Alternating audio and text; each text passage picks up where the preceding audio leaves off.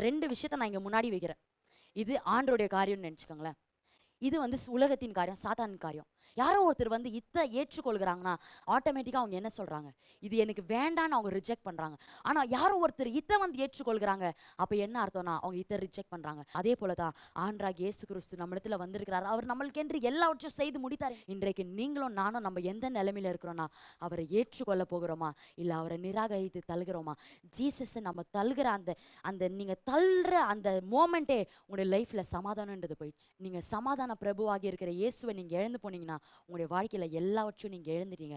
அதனால தான் ஆண்டவருடைய வார்த்தை சொல்கிறது, இந்த பூமி அனைத்தையும் ஆதாயப்படுத்தி தன்னுடைய ஆத்துமாவை நஷ்டப்படுத்தி கொண்டால் அதனால லாபம் என்ன? நீங்க கோடி கோடியா இந்த பூமியில சம்பாதிக்கலாம், கோடி கோடியா என்னென்னவோ செய்யலாம், எல்லா ஜனங்களையும் பிரியப்படுத்தலாம், இவங்க எப்படி சொல்றாங்க அப்படி சொல்றாங்கன்னு எல்லாரையும் பிரியப்படுத்தலாம். ஆனா கடைசியில அந்த ராஜாதி ராஜா ராஜாவாக இதே பூமியில, எந்த பூமியில அவரை நிராகரித்தீங்களோ அதே பூமியில அவர் வந்து ஆட்சி செய்யும் பொழுது, அந்த இடத்துல நம்ம யாரெல்லாம் தேவனை நிராகரிக்கிறோமோ நம்மலாம் நிராகதியாக தலை குனிந்து தான் அந்த இடத்துல காணப்படுவோம். ஆனாலும் இந்த பூமியில எனக்கு எந்த சலுகை இல்லைனாலும் பரவாயில்ல, என் இயேசு மட்டும் போதும், அவரே என்னுடைய வாழ்க்கையின் முற்றும் முடிவுமா முழுமையாக இருக்கிறார் என்று நீங்க ஏற்றுக்கொள்ளும் பொழுது எல்லாமே உங்களுடைய லைஃப்ல டிலே ஆகலாம், ஆனா அது டினை ஆகாது.